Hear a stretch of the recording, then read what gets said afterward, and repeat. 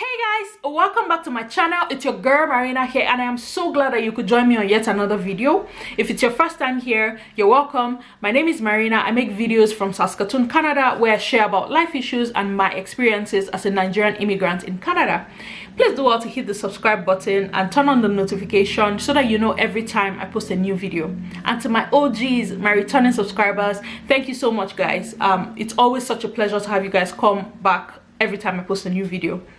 In today's video guys, I'm going to be sharing something that has become a recurring question in my emails and in my DMs. A lot of people don't seem to understand how study permits work and how you can transition to a permanent residence after you have completed your studies in Canada. So today I'm going to be talking about applying for PR after you have completed your studies in Canada, and hopefully I'm able to clear your areas of confusion. I'm able to clear whatever doubts or correct whatever notions you already had about the process. So if you want to learn more about this, you know the drill. Definitely keep watching.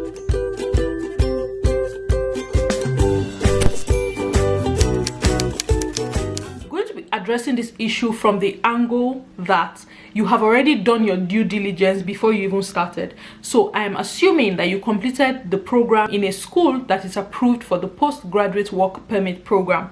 Okay, so now that you have graduated from your master's degree or whatever other program it is that you have completed in Canada, your next step will be to apply for the postgraduate work permit.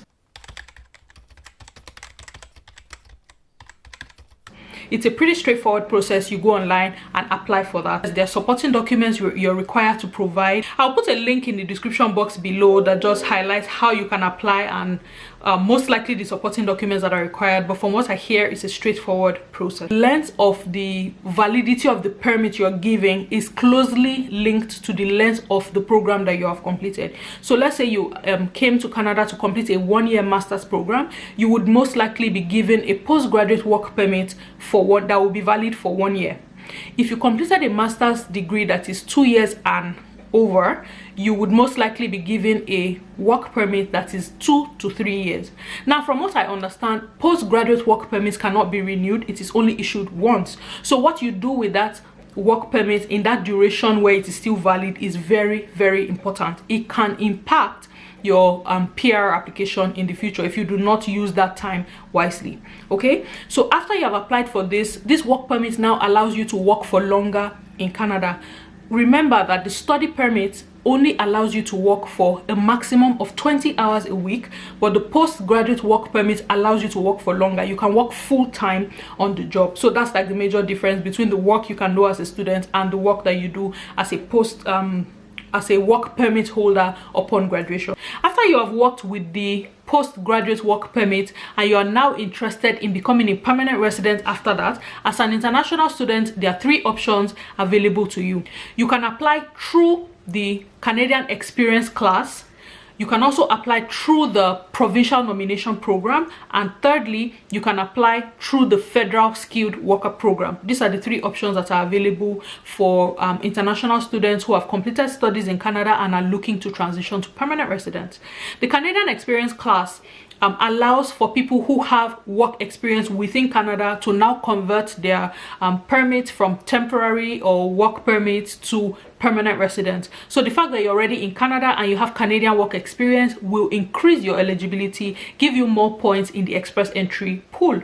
Okay, for this one you must have worked for a minimum of 1,560 continuous hours in Canada to be eligible to apply for the Canadian Experience class.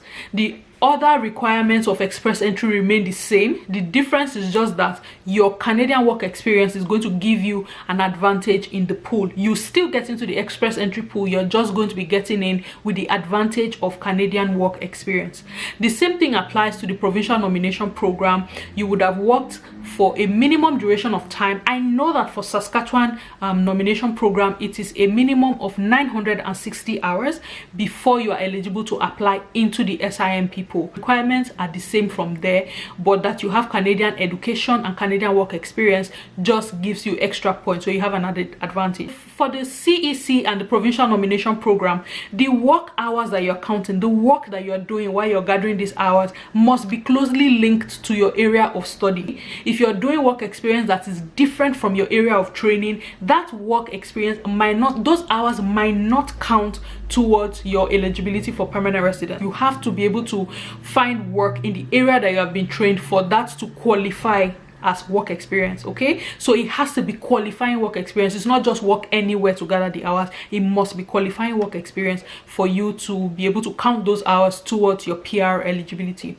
The only one that is different is the Federal Skilled Worker Program, in that program you can apply from within Canada as if you are outside Canada. So your work experience from your home country can count towards your PR application. If you already had, say, 5 years experience from your home country in an occupation that's in demand, you can apply for that using your past experience. The fact that you have Canadian education is now going to give you extra points. It will still be like you're applying from your home country, except that you're applying from inside Canada. So you're going to still join the pool, do everything same way, except that the fact that you are within Canada and you now have Canadian education is what will now give you the extra point. With all these processes, you still go through the express entry process, you still do the supporting documents, those things that are required of you, you still provide them, but from within Canada you have an advantage because you have Canadian education and Canadian work experience.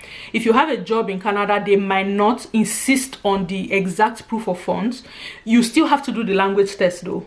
People within Canada applying for permanent residence still have to do the proof of language proficiency test. Canadian education is now going to give you an added advantage. I'm going to put a link to all of these different classes options available for international students in my description box, so please do well to check it out. If you need clearer and more specific information about this, there are a number of threads online that you can join and get information on what you can do about this part. I know that for Nigeria, Nairaland is always going to be a very useful resource because the threads are there. There are people who have gone through these processes that share their experiences there. You want to make sure you're taking advantage of the information out there. Okay, that's the process. You must finish your studies first, do the postgraduate work permit, meet the minimum eligibility, and then get into the express entry pool. Now, this is how the process works. I am now going to tell you what the process is not. I find that people do not understand, first of all, that when you get a study permit to come here, the restrictions are there. You cannot work for more than 20 hours like I would have mentioned before. What you cannot do is now come here with a study visa and then decide that you don't want to go to school anymore, you just want to work. You cannot abandon the program. How it works is every school is required, mandated to report to the IRCC periodically on the status of international students in their institution. In case you don't know, the school is mandated to report to IRCC if you stop coming to class. If you defer your admission, they are mandated to report it. If you abscond from the program, they are mandated to report it, because it's like IRCC is giving you the study permit because they trust that that school is going to, the school offered you an admission letter. So it's like the school is somewhat responsible for you being in the country. So if you decide to land in Canada and abscond and not go to classes, the school is mandated to say, IRCC, this person that came in because of us, they don't come to class anymore, we don't know what's going on, right? They are mandated to report that. So you cannot just abscond and say, when I come here, I just want to work. It is going to work against you down the line for sure. Okay, the systems in Canada, they all talk. You cannot cheat CRA and IRCC would now clap for you. All the systems are closely linked together. If you mess up in one place, it is definitely going to catch up with you somewhere else. So you have to be careful with that. Deferrals are possible, yes. I find a lot of people say, what if I defer my admission for 1 year so I can work? Remember, you are still here with a study permit, and your study permit has a validity period, right? Your study permit has a restriction of not letting you work for more than 20 hours a week. How much of your bills, how much of your expenses are you going to be able to afford by working 4 hours a day? Are you now going to work more than what has been allocated because you have to work? It doesn't work like that, okay? If you're going to defer your admission, you do not just sit down and defer by yourself.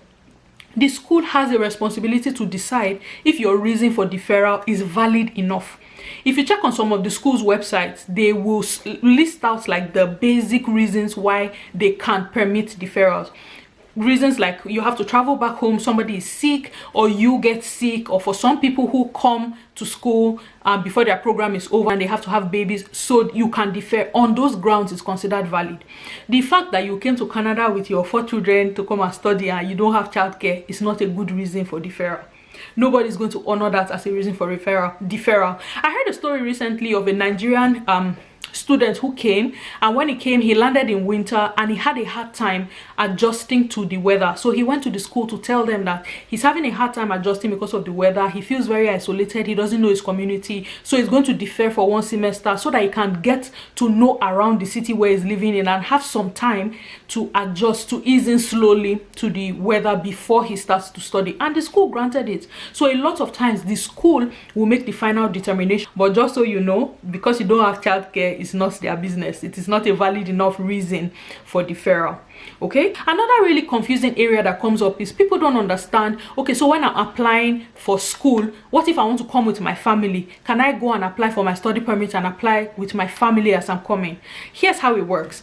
What you want to be doing at the point where you're applying for your study permit is convincing the visa officer that you have enough ties that will take you back to your home country when you're done with the program. That you have family in your home country, you have work, you have a business, you have things that are running while you are studying, is an indication to them that you have something to go back to. And that's what you want to be showing them, that you have something to go back to. So if you're applying for study permit and you're applying for visitor's visa with your wife and your children, and all of you are coming at the same time for these studies, you have reduced your ties back in your home country. You have given them one reason to believe that, okay, if his family is here, what will take him back? At that point where you're applying for your study permit, you want to be convincing visa officers that upon completion of your studies, you will leave. That is why it's not an advisable idea for you to apply for study permit with your entire family. And more than half the time, applications like that may get rejected. Rejection rates are high. You do not want to give the visa officers reason not to even look at your application and just reject it. Okay, I don't know if this has made sense to you so far. I hope that this has helped, because these questions keep coming up. You want to make sure that you're even applying to a school that makes this transition possible. You also want to make sure that you're verifying information that you are told. There's a lot of unfounded information out there, so you want to be making sure that you are double checking the information that you have been told. You want to make sure that you're cross-checking, ask questions, make sure you're only taking information from sources that are credible, sources that you can trust. The IRCC website, reach out to other people. If you have questions, if there are specific questions about this, send me an email. No matter how long it takes me, I will eventually get to it and respond to you. But you just want to be careful and make sure that you're double checking the information that you get. Too many people have made mistakes because from the beginning they went and committed time, committed money to schools that cannot even make this transition possible. And at that time, when you are finished, you now realize that you can't do anything. You have to leave the country. It can be very, very painful. So make sure you're doing the work from the beginning. By the time you complete this program in a school that is approved for postgraduate work permit, it is almost always guaranteed that you can apply for permanent residence and you will be approved. So the best thing is just to settle down, calm down, and do this thing the right way. Okay, so I hope that this has really helped to clear some areas of doubt. I focused what I talked about on this video based on the main areas that cause confusion that people don't seem to understand in my emails. So if there's anything I've left out that you think would have been important to you, please leave a comment below or leave me an email. I would be glad to respond to you. Thank you very much for watching this video. Until I come your way in my next video, please do not forget to subscribe. Don't forget to give this video a thumbs up. It is absolutely important to me that you do that. Until I come your way in my next video, it's your girl Marina saying thank you and have an amazing day. Bye bye.